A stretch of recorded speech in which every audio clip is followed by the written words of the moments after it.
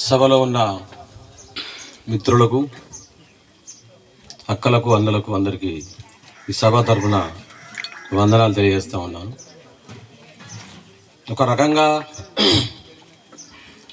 సంతోష్ గురించి నేను మాట్లాడడం అంటే ఒక రకంగా అది క్లిష్టపరిస్తే, ఈ ప్రాంతంలో నేను కార్యదర్శిగా ఉన్నప్పుడు, డీసీఎంగా కొనసాగుతున్నప్పుడు తను ఈ ఏరియా రైతు కూలీ సంఘంలో, ర్యాడికల్ యువజన సంఘంలో పనిచేస్తుండు. అంటే చరిత్ర ఒక రకంగా మేము రిక్రూట్ చేసిన క్యాండిడేటు యుద్ధ ప్రస్థానంలో ముందుకు పోవడం, ఒక రకంగా మేము ఆగిపోవడం అంటే చరిత్ర అనేది ఎప్పుడు కానీ ఒక రకంగా అది ముందుకే పోద్ది. ఆగిన వాళ్ళు సాధించేది చరిత్రలో ఏముండదు. కాబట్టి ఈ కామ్రేడ్ గురించి మాట్లాడుకునే అవకాశం రావడం కూడా ఒక రకంగా బాధాకరమే. చాలామంది మిత్రులు ఈ ప్రాంతంలో దాదాపు ఒక 100 గ్రామాలలో ఊరుకు 100 మందితోటి మా సంఘాలు ఉండేది. దాదాపు ఒక సంఘమేడు కూర్చున్నంత మందితోటి మేము సంఘం పెట్టేది. ఇదే ప్రాంతంలో 200 మంది 50 తోటి ఒక క్లాసెస్ నిర్వహించినాం. ఆ క్లాసెస్లో సంధ్య రాజమొగిలి, మురళన్న వీళ్ళందరూ కూడా క్లాసులు చెప్పారు. ఈ ప్రాంతంలో జనానికి కూడా నేను క్యాస్టిజం మీద కూడా ఒక 2 రోజులు క్లాస్ చెప్పడం జరిగింది. ఒక రకంగా చాలామంది మిత్రులు సూచించింది చాలా విషయాలు వచ్చినాయి. 1990 నుంచి 2000 నుంచి భారతదేశంలో ఒక వాతావరణం ఉండే. అప్పుడు యుద్ధం నేల మీనికే జరిగేది. ఇప్పుడు యుద్ధం పైన జరుగుతుంది, హెలికాప్టర్ల ద్వారా, డ్రోన్ల ద్వారా. అప్పుడు దళం ముందు సెంటి పెట్టుకునేది. ఇప్పుడు ఆకాశం మీద మనం సెంటి పెట్టడం ఎట్లా అనేది సమాజం ఆలోచించవలసిన అవసరం ఉంది. దళం అంటే ఒక సెంటి పెట్టుకొని మనం కార్యక్రమాలు చేసేది. కానీ సెంటి ఉండగానే పైనుంచి బాంబులు పడ్డప్పుడు దాన్ని మానవ సమాజం రేపు ఎదుర్కోకపోతే, ఈ యువతరం కూడా కొత్త ఒక సిద్ధాంతాన్ని, కొత్త ఒక నాలెడ్జ్ని తీసుకురాకపోతే ఈ భారతదేశంలో ఏ ఉద్యమానికి కూడా అవకాశాలు లేని పరిస్థితి మోడీ తీసుకొస్తుండు. కాబట్టి మిత్రులారా, 2000 సంవత్సరం నుంచి భారతదేశంలో మావోయిస్టు పార్టీ మీద తీవ్రమైన నిర్బంధకాండ కొనసాగుతూ ఉంది. ఒక రకంగా ప్రపంచంలో ఉన్నటువంటి పెట్టుబడిదారులు అందరూ కూడా మావోయిస్టు పార్టీని పూర్తిగా నాశనం చేయడం కోసం అమెరికా సామ్రాజ్యవాదం వల్ల ఆర్థిక సాయం చేస్తూ ఉంది.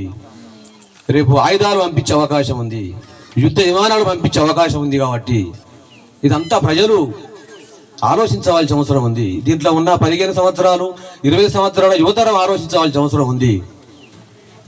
తను మావోయిస్టు పార్టీ కాపాడుకోవడం ఈ రోజులలో అది కష్టతరంగా మనం ముందుకు వచ్చింది. కాబట్టి మావోయిస్టు పార్టీ ఎందుకు నిర్మాణం జరిగింది అనేది ప్రజలు ఆలోచించి, అది ప్రజల నుంచే లక్షల్లో మనం ఒక శాంతి యాత్రగా భారతదేశం లోపల మనం శాంతి యాత్ర ప్రారంభించకపోతే ప్రపంచ సామ్రాజ్యవాదం, నరేంద్ర మోడీ పాలక వర్గాలు, అంబానీ ఆదాని కూడా మొత్తం దేశంలో ఉన్నటువంటి సాయుధ ఘర్షణ సంబంధించిన సంస్థలను నిర్మూలించి నాశనం చేయడమే ఒక లక్ష్యంగా ఇవాళ ముందుకొస్తా ఉంది.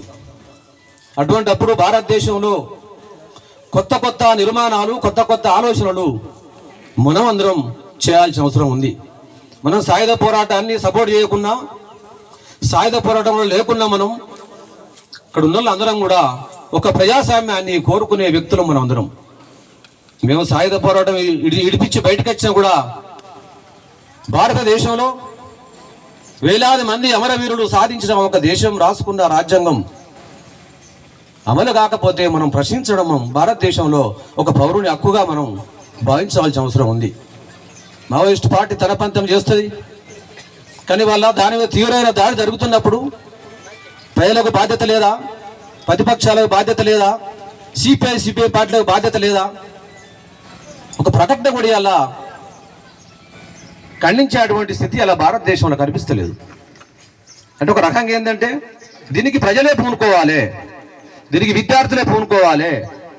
ఎక్కడికక్కడ శాంతి యాత్రలు మనం చేయకపోతే నరేంద్ర మోడీ భయపడే పరిస్థితి లేదు. వాస్తవంగా గత 50 సంవత్సరాల ప్రభుత్వాల యొక్క విధానం దోపిడీ విధానం అనుకున్నప్పటికీ, టిఆర్ఎస్ పార్టీ దోపిడీ విధానం అనుకున్నప్పటికీ, కానీ బీజేపీ యొక్క మూలాలు, ఆర్ఎస్ఎస్ పార్టీ యొక్క మూలాలు ఒక రకంగా అది ఈ సమాజానికి, ఈ మనుషులకు, ఈ రైతాంగానికి, కార్మిక వర్గానికి, ఎస్సీలకు, ఎస్టీలకు అది వ్యతిరేకంగా ఉంది. అది వ్యతిరేకత భావంతోటి అలా ముందుకొస్తా ఉంది. కాబట్టి ఒక రకంగా అది మనిషికి వ్యతిరేకంగా బీజేపీ అలా ఫాసిస్టు చర్యలు ముందుకొస్తున్నాయి. కాబట్టి ప్రతి వాళ్ళు ఏ పద్ధతిలో దాన్ని ఓడించగలుగుతాం. ఎగ్జాంపుల్ అలా కొంతమంది ప్రజలకు ఓట్లుంటాయి, ఓట్ల ద్వారా ప్రతిఘటించడం దాన్ని కొంతమంది కౌలు రాయగలుగుతారు. ఆ రకంగా ప్రతిఘటించండి. పౌర హక్కుల సంఘాలు వాళ్ళ పాత్ర వాళ్ళు నెరవేరుస్తూనే ఉన్నారు. విరసం వాళ్ళ పాత్ర వాళ్ళు చేస్తూనే ఉన్నారు. ప్రజాపాలన చేస్తూనే ఉంది. కాబట్టి ఏంటంటే మనకు ఏ మేరకు సాధ్యమైతే ఆ మేరకు దాన్ని మనం తిరస్కరించడం, నిరసన చేయడం, ప్రతిఘటించడం, ఓడించడం అనేది ఒక రకంగా ఈ భారత సమాజానికి ఎలా అవసరంగా ముందుకొచ్చింది.